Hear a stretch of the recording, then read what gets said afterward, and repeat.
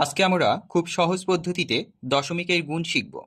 আমরা প্রথম অঙ্কটার দিকে খেয়াল করি। প্রথম অঙ্কটা হচ্ছে 0.01 এবং 0.02 এর গুণফল বের করতে হবে।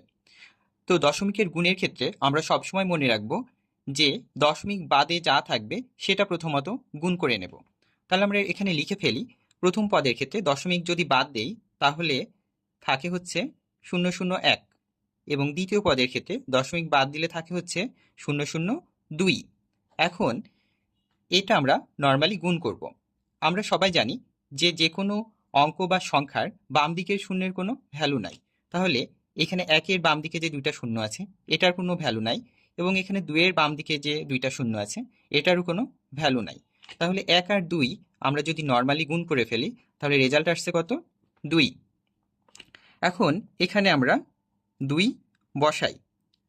আর একটা জিনিস খেয়াল করব যে দশমিকের গুণের ক্ষেত্রে এখানে প্রথম পদের দশমিকের ডান দিকে কয়টা অঙ্ক আছে? 2টা। এবং দ্বিতীয় পদে দশমিকের ডান দিকে কয়টা অঙ্ক আছে? 2টা।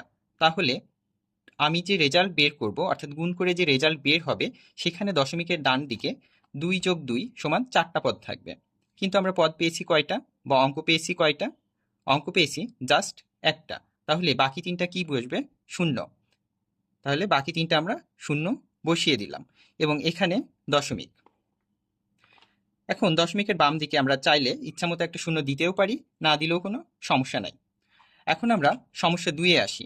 এখানে 0.4, 0.02 এবং 0.08 এর গুণফল কত সেটা আমাদের নির্ণয় করতে হবে। তো আগের অঙ্কের মতোই আমরা বলেছি যে দশমিক বাদে যা আছে তা আমরা প্রথমত তুলে ফেলব।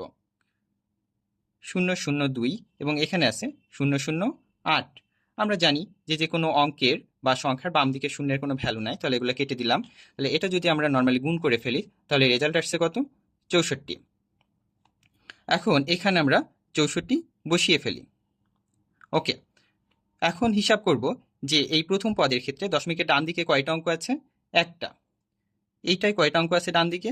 2টা। এখানে কয়টা অঙ্ক আছে? 2টা। তাহলে আমার টোটাল অঙ্ক সংখ্যা কত হলো? 5টা। তাহলে আমি যে গুণ করে রেজাল্ট বের করব সেখানে দশমিকের ডান দিকে কয়টা অঙ্ক থাকবে? টোটাল 5টা। কিন্তু আমরা অঙ্ক পেয়েছি কয়টা? 2টা। তাহলে বাকি তিনটা কি বসবে? শূন্য, এবং এখানে দশমিক। তারপর আমরা চাইলে ইচ্ছা মতো দশমিকের বাম দিকে শূন্য দিতেও পারি, না দিতেও পারি, এটা কোনো সমস্যা না। তাহলে আমরা সমস্যা 3টা কিভাবে সমাধান করব এবং সমস্যা 3 সমাধান করলে রেজাল্ট কি হবে সেটা তোমরা কমেন্ট বক্সে জানাও।